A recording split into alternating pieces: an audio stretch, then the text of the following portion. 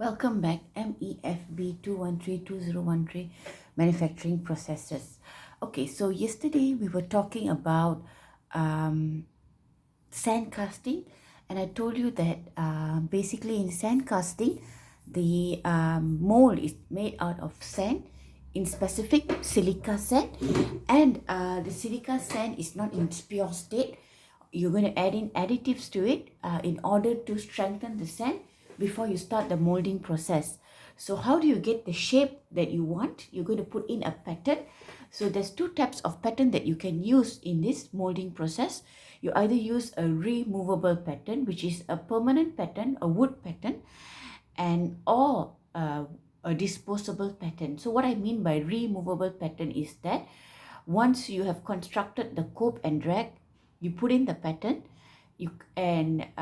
as you're constructing the cope and drag, you put in the pattern to create the shape that you want. And just before you pour in the molten metal, you are going to remove the pattern so that you have an empty cavity into which you would pour in the liquid metal, and the pattern can be reused again for the next mold. However, if you choose to use a disposable pattern, the disposable pattern is basically made out of polystyrene. So polystyrene texture is very sensitive to heat. Therefore, it will get destroyed during the process, and there's no repeatability when it comes to polystyrene pattern. Yeah. So what's the difference between both? I will discuss shortly. But first of all, let's look at the pattern itself. Okay. So removable pattern and disposable pattern. So removable pattern, how do you make a removable pattern? So if you look at it, for a removable pattern, you're going to construct, I told you, yeah, you're going to construct the cope separately, the drag separately. So when you're constructing the cope, sand is firstly packed around the pattern. So you're going to you have your cope, you place your pattern inside the cope, and then you're going to pack sand around the pattern. And when you pack sand around the pattern, you are going to form the shape, because the sand is going to follow the shape of the pattern. And once you have the shape formed, you do the same thing, okay, for the drag. So basically, if you look at it, patterns are made out of wood. It's inexpensive and easily worked. Patterns are coated with varnish to create good smooth surfaces. And in the case of mass production, metal patterns are used, okay? And then you have something called loose piece patterns. Okay, so when do you use a loose piece pattern? Loose piece patterns are used when it is possible for a single piece pattern to be withdrawn from the mold because of its overhanging surfaces. Yeah.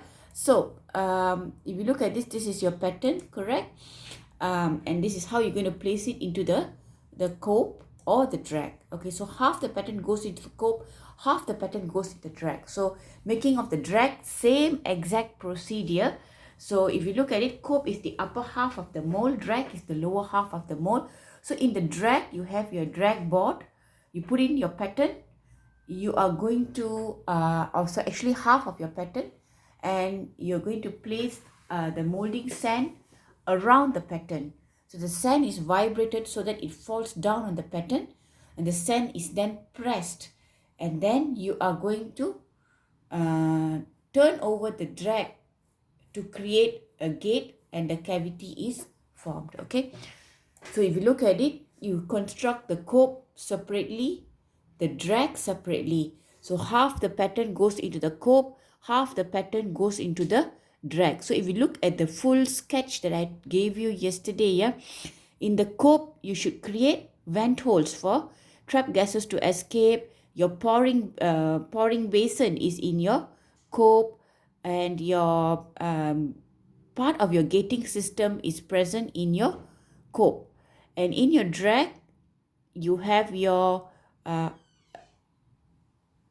other part of your gating system, and that finally leads into the cavity. Yeah.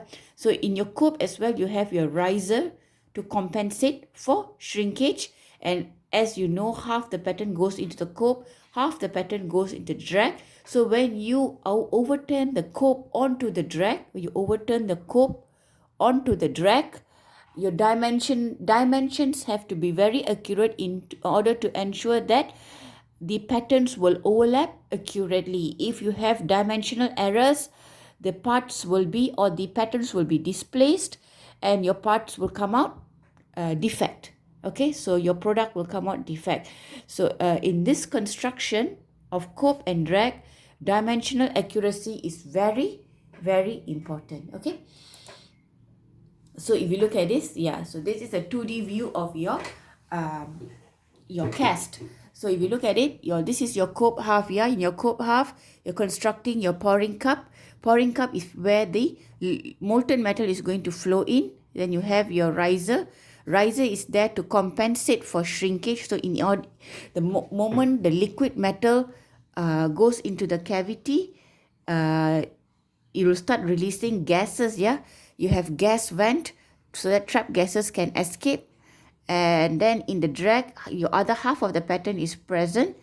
You have like a runner, a passageway through which the liquid metal will flow, and you have a sprue. Sprue is there to create the passageway for liquid metal to flow. Once you've constructed this before the pouring process, you're going to remove the sprue so that you have an empty passageway through which the liquid metal will flow. Okay, so if you look at it, once you have already constructed the cope and drag, initially there's pattern sitting inside it. So you see this two is symmetrical, right? Both are symmetrical. So before you pour in the liquid metal, you are going to remove the pattern.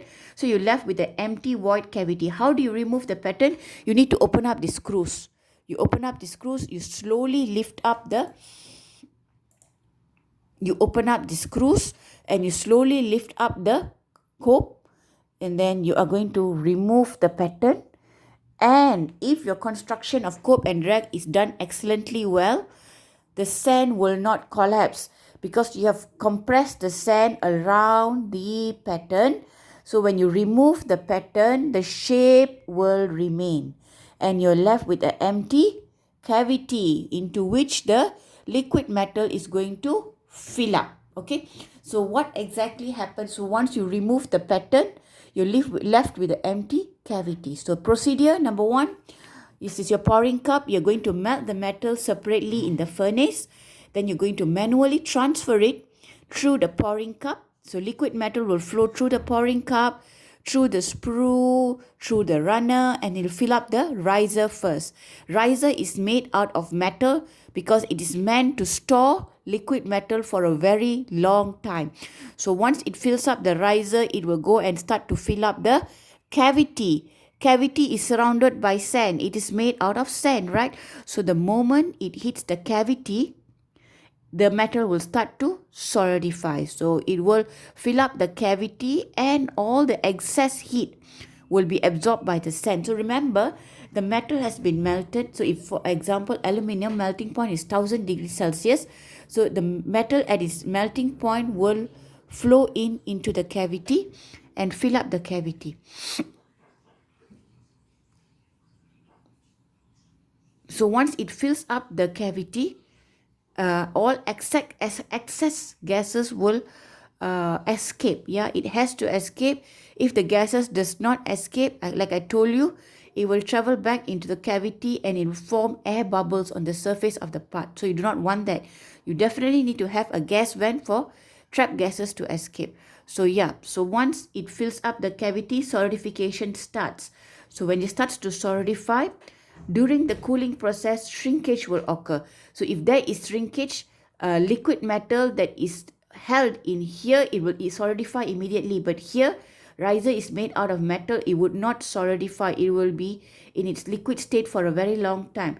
So it will, if the solidification, if there is shrinkage, liquid metal will be released from the riser to fill up the shrinkage or to compensate from the shrinkage, and it will solidify completely. Once solidified, you cannot just open up like how we did earlier. Yeah, the screw, open up the screw and take out the part. No, because now the sand has even more hardened because it has absorbed the heat from the molten metal or the liquid metal. So now you need to break the sand. you need to break the sand to remove this casting. You need to break the sand to remove the casting. So, and what is it's difficult here is the amount of liquid metal you pour in is an estimation. Anything that is excess will harden in the gate, the riser, okay? So when the part comes out, the part is called a casting, right? When your casting comes out, it's not going to be following this shape alone. All the excess metal that is solidified here will also be joined together with the casting. So your casting will not just be this final shape, but it'll have all this excess metal that has finally solidified along the passageway. So when your casting comes out, you need to do some machining and remove excess metal, number one. Number two, surface finish is not going to be perfect, not all that, because you are surrounded by sand. Okay, so you need to do some finishing or grinding process to the surface, and it's very tedious. So you must remember that for your second part, you need to construct the cope and the drag all over again from scratch, but you can reuse the same pattern. Therefore, that's why I say in removable pattern, you have repeatability. Okay, in removable pattern, you have repeatability where you can reuse the same pattern over and over again. Okay, so again, making the cope using the same steps, but in addition, sprue pin is built in. The cope is then turned over and put onto the drag. So, cope is overturned and put onto the drag. Small vents are formed through the sand to ensure the escape of gases.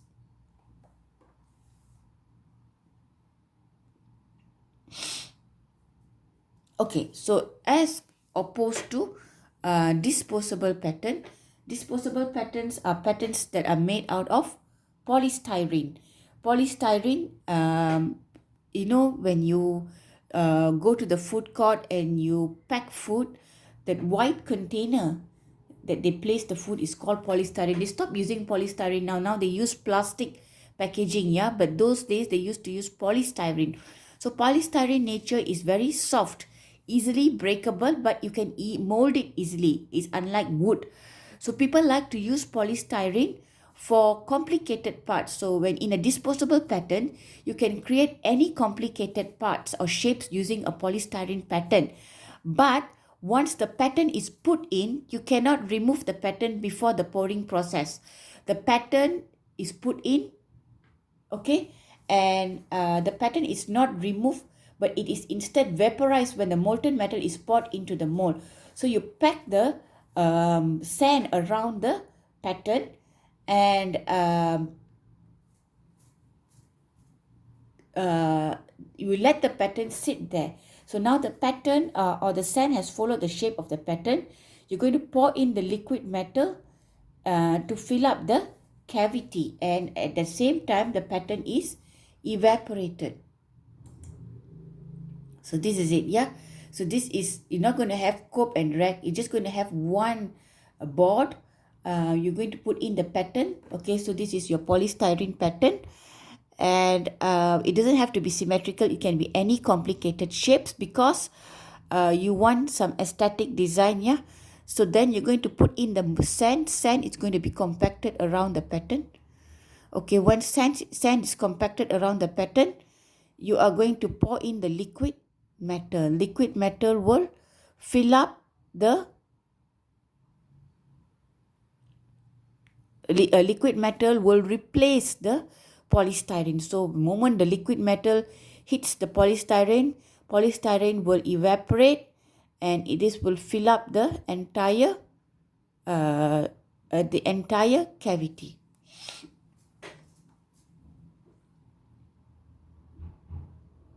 So now the liquid metal will take over the place of the polystyrene. What happens to polystyrene? Polystyrene will burn and they escape as gases. Okay. So how do you produce the polystyrene disposable pattern? You use through hand. Okay, that means you do it manually. The patterns may be glued or hot wire or hot knife curved. or you can use a metal. Polystyrene is filled into the mold in order to form a pattern shape. So what are the advantages for disposable pattern?